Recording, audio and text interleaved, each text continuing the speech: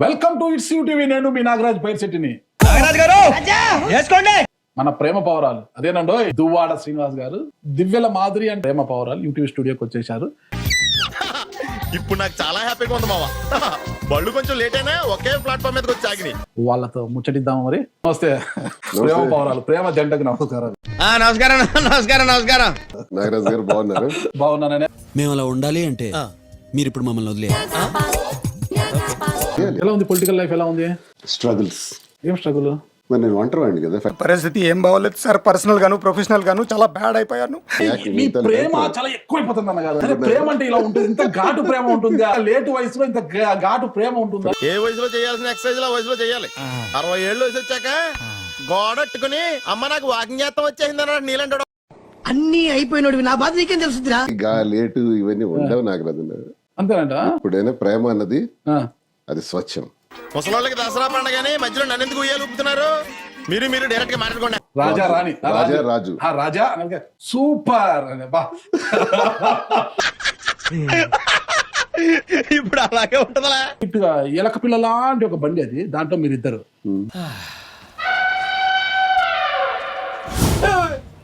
మనుషులు తొక్కాలరా, ఏనుగులు కాదు. ఎలక పిల్ల మీద ఏనుగు పిల్లలు ఎక్కినట్టు ఉన్నాయి. Back to back. నేను అప్పటికి చెక్కాను ఆ బండి సైజ్ ఏంటి, నా సైజ్ ఏంటి, నేను ఎక్కానంటే అని చెప్పా. అయ్యి బాబాయ్, నీ చెయ్యి ఎంత బరువుగా ఉంటే నువ్వు ఎంత బరువు ఉంటావురా? అయ్యో ఒరే ఒరే ఓకరా ఓకరా. ఎలక పిల్ల దాన్ని పాపం ఆ బండి సైజుకి నా సైజ్ కరెక్ట్ కాదని ఆయన నన్ను ఎక్కిచ్చారు. మీరు జంట కలిసిన తర్వాతనే ఏది చేసినా వైరల్ అన్నా. ఎందుకన్నా వైరల్ అయ్యేలా చేయండి. అసలు మీ వల్ల అది సాధ్యమైందా, ఆడ వల్ల సాధ్యమైంది? అది లేదు, మాధురి టాలెంట్స్. ఎందుకంటే personal she's talented person. Talent చూపిస్తున్నావేంటి? ఏమన్నారు? టాలెంట్ చూపిస్తున్నావేంటి అంటూ అందగాళ్ళు ఉండొచ్చు, ఎంతో మంది డబ్బున్న వాళ్ళు ఉండొచ్చు, కానీ Duvvada Srinivas one and only piece. Heart attack వచ్చే ఆటలో ఇచ్చుకోవడం అవసరం ఉంటావా? ప్లీజ్ తర్వాత చూద్ది కానీ అంతే. సింగిల్ పీస్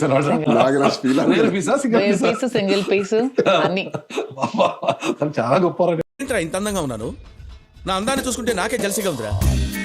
ఒలింపిక్స్ లో మగవాళ్ళ అందాలు పోటీలు పెడితే ఇండియా గోల్డ్ మెడల్ కొడతాను రా.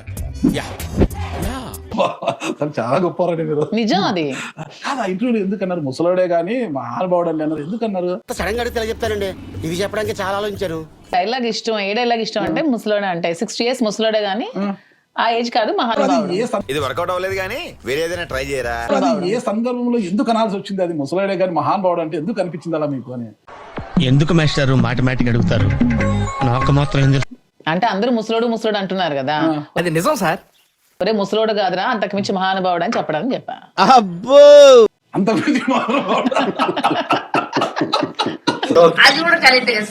నెరవేర్చుకున్నప్పటికీ మాకు చాలా టైం పట్టేస్తుంది, చాలా శ్రమ కూడా మేము పడాల్సి వస్తుంది.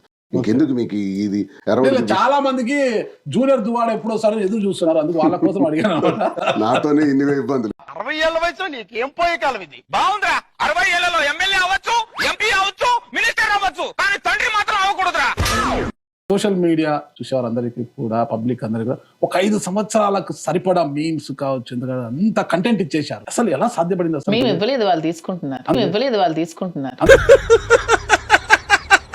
అమ్మా నువ్వు ఆ మాట ఇస్తే చాలు, చిరుగురు అనేసుకుంటానమ్మా. చేస్తే మాధురి గారే 90% కనిపిస్తారు. ఆమె డాన్స్ పెట్టి నాకు అర్థం చిన్నప్పుడు గారా ఏది ప్రభుదేవలాగా ఇల్లు ఆమె అసలు చిచ్చి మీరు సిగ్గుపడకండి, చచ్చిపోవాలనిపిస్తుంది. మొహమ్మద్ ఖాన్ చూసాం కదా, మొహమ్మద్ ఖాన్ కనిపిస్తారు నాకు ఆమెలో. వేసేసాడు, బాగా వేసేసాడు. అదే చూశాను నేను. మరో మొహమ్మద్ ఖాన్ వచ్చిందిరా ఏదో డాన్స్ లో చూశానండి, చాలా అద్భుతంగా వేశారు మీరు. ఇంత అద్భుతంగా వేయలేదే మీకు మొహమ్మద్ ఖాన్ కనిపించింది అద్భుతంగా. నేను